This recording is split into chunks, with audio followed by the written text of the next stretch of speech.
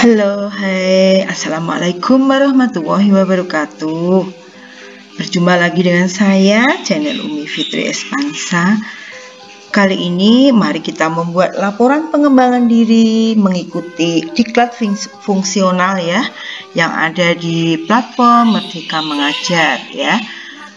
Untuk kesempatan kali ini, mari kita membuat laporan pengembangan dirinya, yaitu pada pelatihan mandiri atau PMM, topik kurikulum merdeka atau topik yang kedua ya. Ketika kita sudah mempelajari materi, kemudian melakukan post test dan membuat aksi nyata, kita akan mendapatkan sertifikat ya. Seperti yang sudah saya dapatkan di topik ini ya, di topik kurikulum merdeka. Saya di sini tertulis sertifikat tersedia, berarti saya sudah mendapatkan sertifikat. Selanjutnya kita harus membuat laporan pengembangan diri. Nah, ini covernya ya. Di covernya seperti ini. Laporan pengembangan diri mengikuti diklat fungsional. Kemudian pelatihan mandiri platform Merdeka Mengajar topik 2 yaitu kurikulum merdeka, disusun oleh saya. Kebetulan saya adalah Siti Umi Fitriah, SPD MSI, guru dari SMP Negeri 8 Salatiga. Kemudian ada lembar yang kedua, identitas, saya cepatkan saja. Kemudian di sini lembar selanjutnya adalah pengesahan ya. Ini kebetulan saya tulis sesuai dengan terbitnya sertifikat, yaitu terbitnya sertifikat adalah 21 Oktober 2022. Dan disahkan dalam pengesahan ada koordinator PKB, peserta pelatihan, dan diketahui oleh kepala sekolah. Kemudian surat tugas ini pasti kita membuatnya sebelum kita melaksanakan pelatihan. Saya melaksanakan pelatihan dari bulan April, otomatis di sini saya buat awal April. Kemudian ada kata pengantar. Ya, kata pengantar, di dalamnya juga kita ucapkan terima kasih pihak-pihak yang mendukung saat kita mempelajari ini. Kalau untuk di tempat kami adalah ibu pengawas sekolah kami, yaitu Ibu Endang Dwi Wahyuni, ibu kepala sekolah Ibu Dwi Setiawati SHMPD, dan rekan-rekan atau teman sejawat. Kemudian daftar isinya kita urutkan, ini sesuai dengan buku PKB ya. Buku PKB, karena apa? Kalau kita tidak mengikuti laporan pengembangan diri ini atau sertifikat kita tidak akan dinilai untuk PAK. Kemudian pendahuluan, yang pertama itu adalah latar belakang. Nah, kita di latar belakang kita ambil yang sekarang yang melatar belakangi dari PMM sendiri, yaitu peluncuran episode ke-15 Merdeka Belajar ya. Seluk-beluknya, platformnya seperti apa kita singgung sedikit-sedikit. Kemudian di paragraf yang terakhir kita menyinggung topik yang kita pelajari, yaitu topik kurikulum merdeka. Nah, ini kebetulan mulai dari sini saya ya, mulai dari paragraf 2 paragraf yang terakhir saya mengisikan topik tentang kurikulum merdeka ya, seperti ini, yang melatar belakangi kenapa kurikulum harus berubah, kemudian kurikulum yang memerdekakan siswa dan kita juga harus berpihak kepada siswa. Kemudian tujuan, untuk tujuan jelas, tujuan kita mempelajari topik kurikulum merdeka, waktu dan tempat ya. Waktu jelas, kita mempelajari itu rentangnya untuk mempelajari modul 13-17 hari, sedangkan aksi nyatanya itu 7-10 hari. Kemudian kegiatan tempatnya adalah di platform Merdeka Mengajar. Kemudian karena saya mengajar di SMP Negeri 8 Salatiga, saya melaksanakannya di biarpun secara daring, tetap saya melaksanakan di SMP Negeri 8 Salatiga. Jenis kegiatannya adalah ini pelatihan mandiri topik kurikulum merdeka di platform Merdeka Mengajar.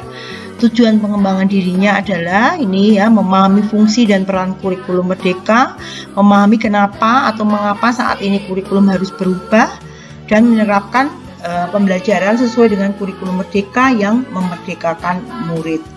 Dan uraian materi ini kita ambil yang telah kita pelajari atau bisa diambil juga dari sertifikat, yaitu sebanyak 30 jam, meliputi kurikulum 7 jam pelajaran, kemudian pembelajaran dengan paradigma baru 7, aksi nyata topik kurikulum 14, dan belajar sinkronus topik kurikulum itu 2. Untuk tindak lanjut yang dilakukan penulis setelah kegiatan pengembangan diri adalah melakukan aksi nyata dari hasil pelatihan mandiri ini, kemudian saya menerapkan di kelas saya.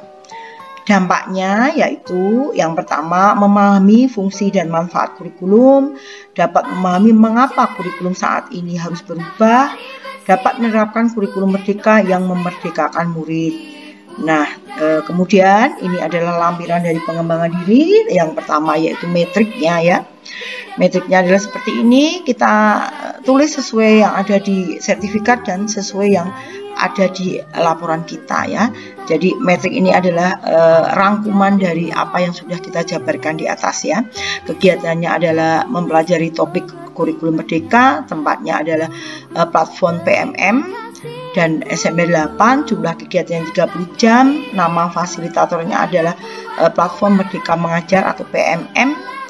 Kemudian materinya jelas ada 4, kurikulum, pembelajaran dengan paradigma baru, aksi nyata topik kurikulum, belajar sinkronus topik kurikulum, penyelenggaranya adalah Kemendikbudristek, dan dampaknya adalah memahami fungsi dan manfaat kurikulum merdeka, kemudian mengetahui mengapa kurikulum harus berubah, dan menerapkan kurikulum dalam kelas untuk memerdekakan murid ya. Nah, lampiran yang kedua ini adalah sertifikat yang saya dapatkan.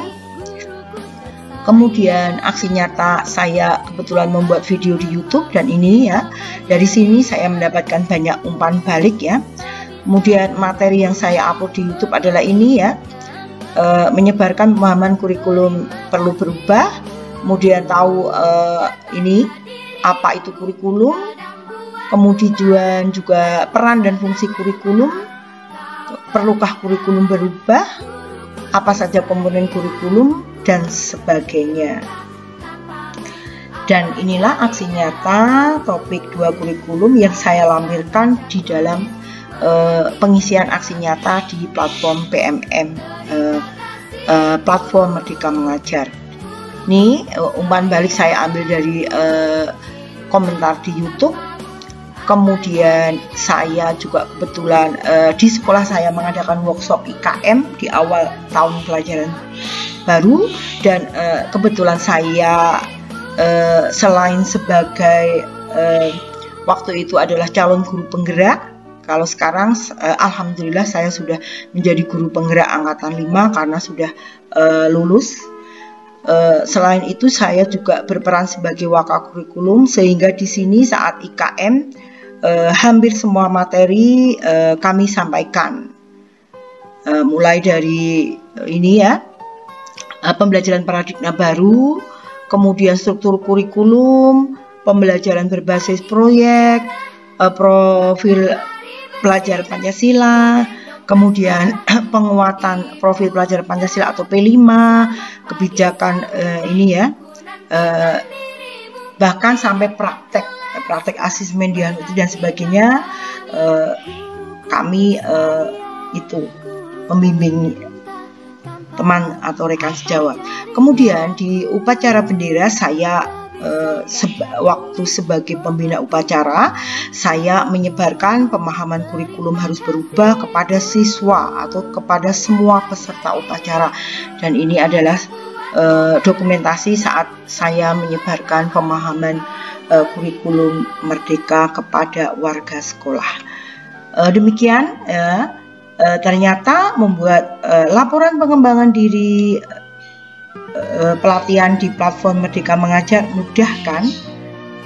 Ya, mudah karena kita sendiri sudah membuatnya saat kita melampirkan di dalam aksi nyata. Demikian Bapak Ibu yang dapat kami sampaikan. Terima kasih atas perhatiannya. Saya akhiri. Assalamualaikum warahmatullahi wabarakatuh.